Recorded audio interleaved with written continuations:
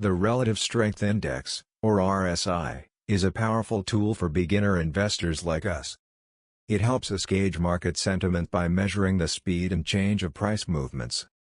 When the RSI is above 70, it often indicates that a stock is overbought, suggesting it might be due for a price correction.